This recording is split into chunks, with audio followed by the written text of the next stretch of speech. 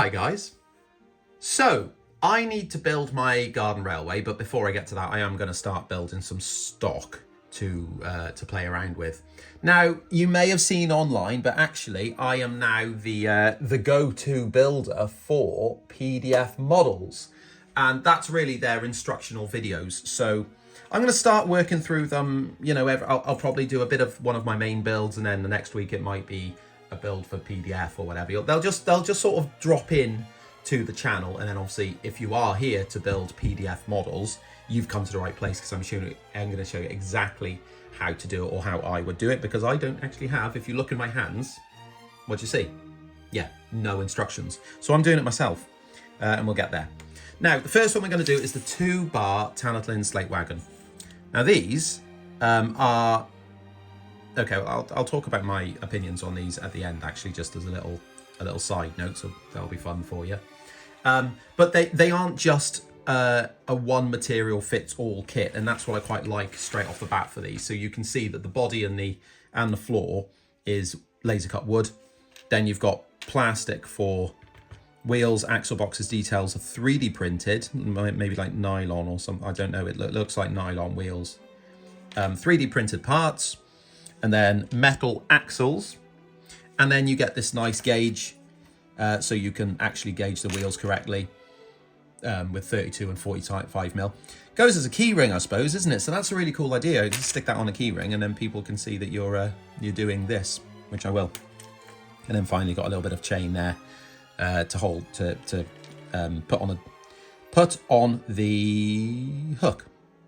So we'll get to that exciting bit at the end. Okay, so we're kicking this off with the floor and the sides and the ends. Now, it doesn't take a genius to see that they're all wooden parts, so you can use a nice wood glue. This particular kit, I'm using a rocket card glue by Deluxe Materials. You also see that you've got a base, and you've got 2 sides and 2 ends. So that looks like it fits in there quite nicely. So I'm going to go ahead and do that. Now, rocket glue doesn't glue instantly. As you see, it will fall straight off. But give it sort of 10-15 seconds and it'll start to adhere to it, and then as it goes on, it will go so strong, because it's designed for this sort of kit, really. So that's good. Now, before I put the other end on, I just make sure the sides go. Yeah, okay, so you need to be going with both sides before the ends. Okay, so let's do it on that side as well. Get some in there, some in there, and some on the back. There we go. Now that's going to go in here. Excellent, aren't we? Having fun. Although it'd be nicer if we were in the garden. But this will give access to the garden, won't it? That's the point. Right, I wonder if I can just let that set. Hang on, if I put it together. All right, okay, this is what we'll do. We'll put it together with all the 4 sides. And in this case, the ends are actually going to fit in there. So I'm going to put some in there. Apparently. Yes, some in there. Some in there. Some in there. And the ends are going to slot in. And what I'll do is I'll just leave it to dry them. And I'll put some in there. I'll leave it to set for like an hour before I carry on. Because the beauty of this glue is, because it's slow setting, I mean, it doesn't help that it just all falls apart until you get it together. But when it is together, it's done. So I can keep fiddling with it until I get it to sit nice. Like that. That side's in now. The floor needs to go down onto it, like so. Sides are in, ends are in. Although that don't look... Oh, that looks all right, actually. Yeah, okay. I'm happy with that. Do the other side as well. Get the floor on. Get that there, and there, there. Put the other end on, and then you probably, I tell you what would help, and I haven't done it, but if you got an elastic band, why is that not sitting in there? Why have you got beef with that part? Why are you beefing it? Why is it beefing it? That goes in there. That goes there. Well, it's sitting on it. Here we go. What you could do is put an elastic band around there, and it would hold them tight. I might do that. I might get an elastic band. Before you run off, I found how to do the dumb buffers. So I'm going to add a little bit of glue onto the sides, and then your little bit of dumb buffer will actually sit on there then. And what that's going to do is thicken up the look of the dumb buffer. Now I'm going to sand the front down just so they're nice and flat. Ooh, that's a bit of a mess, isn't it? Too much glue. But then essentially what will happen is your little 3D bit will then sit over the top of those. I'm not going to do that yet. Especially with the ducks laughing as they are. So you'll probably see that I've added primer to the model, and I'm actually going to paint all the wood before I paint and add the metal bit. And there's two ways I could have gone about this. I could have gone with the TR grey livery, but I wanted to do something slightly different. So what I'm going to be doing with this one is actually painting it up like weathered wood. Which I think will be quite interesting in this scale. So this is the main wood colour going on. Obviously I'm using an airbrush, you don't have to do that if you don't have one. It does make it a lot quicker, a lot easier, and a nicer finish. Right, so that is all dry and looking brown, but not very aged. So the next thing we need to do is actually weather this thing up. And I'm just going to use a bit of off-white. And how I'm going to do this is by basically dry brushing. So if you don't know how to do dry brushing, welcome. Welcome to the new era of your life, which is where you dry brush. So you can see I've loaded white or off-white onto my brush. But I don't want this amount, that's too much. So I'm just going to brush them onto the tissue until it's pretty much not there, and then get on the model and then just start to lightly brush across the surface. Now what this is going to do is pick up any raised areas, which helps with the aged look. It also tones the color down, and it adds a bit of surface detail, so it does quite a lot. But it's also very easy. I do this on my models in any scale, actually. It doesn't have to be 16mm. I've done a lot on if you watch my channel, you've seen it a lot on the 009 builds. Yes, good. Now, I decided it would be easier to do it this way and then do the metal parts after. So there you go. So looking, that's normal, and that's now weathered. Well, first stage of weathering. Hopefully you can see how quick this is. I mean,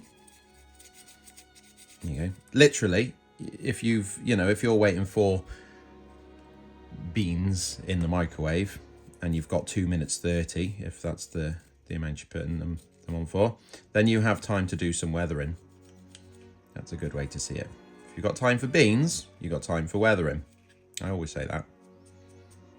Okay, so you should be able to see that I've taken all the 3D printed pieces and I have stuck them to masking tape just so I could spray them with black, because I couldn't really see the point of doing it by hand, so I've done it with a rattle can. Now I need to put these parts on. Now if I start with these straps here, so this is like the strapping on the corners, and you need 2 pieces for each join, and obviously the beauty of these is that it's going to cover the joins of the wood pieces, which obviously you don't really want to see. So if you look on the piece, the rivets, I'm putting it that way. I could be wrong, but I think it's probably better that the rivets are that way round, but I'm not an engineer. So I'm going to stick a bit of super glue on the back, and then I'm actually letting it overhang a little bit off the edge, so I can join the pieces together. So that's a tiny bit of overhang. Looks like it's about level, like that. Okay, that's one. Now put the next piece on. So again, another one, and obviously the rivets are going to be opposite way round, so I'm going to do it that way. Right, we need to put the wheels together, so we need this one, and this one, and this one, and this one. Okay, so I am going with 32 mil. So if I pop the axle through the first wheel and push down, hopefully, ooh, there we go. Feel the wrath of the camera holder. Doesn't like the shaking. Right, I'm gonna get it. I don't really know where it needs to be on the side at the moment, so I'll get the wheels on and then I'll start adjusting them, I think. And you could probably stick a little bit of glue to hold them in place after, although they're quite tough, so that's okay. Oh, right, okay, so that shows it. If I pull that one out a little bit, basically what you want is an equal amount on either side that's going to go into the axle box, and to be fair, that's about center. I'm going to make it push down just a little bit more. There we go. That looks about level, doesn't it? Oh, actually, there's a tip that I've just worked out. If you put the gauge in the middle, you can move everything at once in little tiny bits. There we go. So that's a wheel set, which rolls. So I've done one already, and they roll. I haven't oiled them or anything. But you saw how I put one axle box on. Well, if I put the wheel set in, I can put the second axle box and it will lock the wheels in place. I don't need them back out again for anything. If you weren't recording this, which you're probably not, you could oil them as you add it on. But because I'm... Oh yeah, look at that rolling, nice. Because I'm filming, I'm not doing that right now. Put that one on. They're quite clever as they lock in there as well, so they'll be very strong because they can't pull out, they have to pull down and out, so they're incredibly strong. So that's a nice little design, isn't it? And then the others are like the little attachments for the what do you call it? Like the wrapping for the dumb buffers. I put a little bit of glue on. These are really tight as well, so I tried dry fitting one before, and there we go. They're quite tight, so it only needs a little bit of glue just to hold them on. And then they're all good, like that one. And that is actually the end of building it, but I just want to finish off the painting stage because it's looking awfully new at the moment, even though I've weathered the wood. Okay, so before I get on to rust effects, I'm going to give the whole thing a little bit of a black wash, which is what I do to all my models, and this is basically really diluted down. Well, it doesn't look very diluted at the moment, but you can see I'm applying the water. School poster paint, and it's quite incredible when you have a kit like this that's made out of wood, how well the effect works. It really seeps into the wood and gives it a nice stained finish, which is absolutely fantastic. Tell you what I didn't do before adding a little bit of a black wash, which you can see is a very, very nice finish. Look at that. I think if I saw that and it wasn't me, I would be like, oh, I can't do that. And that was just 2 really quick steps. So have a go. Right, one thing I've forgotten to do is actually paint in the like the support struts between the bars, and I must say these are a lot easier to paint in 60mm than they are in 009 or 4mm. So I will enjoy myself to a limit.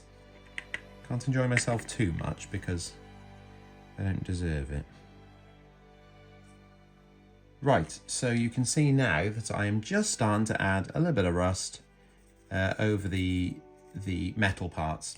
And I don't want to add that much. I don't want it looking like too weathered or too rusty. I would rather it looked subtly rusty, but more black and dirty, if that makes sense. So like these bits here, I'm just going to slap a little bit on, and I'm just going to use a cotton bud just to wipe off just around the main areas, just so it sticks to the rivets and raised parts like that. I think that's enough for this, really. I like the idea that the wood is rotting down, but the metal pieces are still got a little bit to go yet.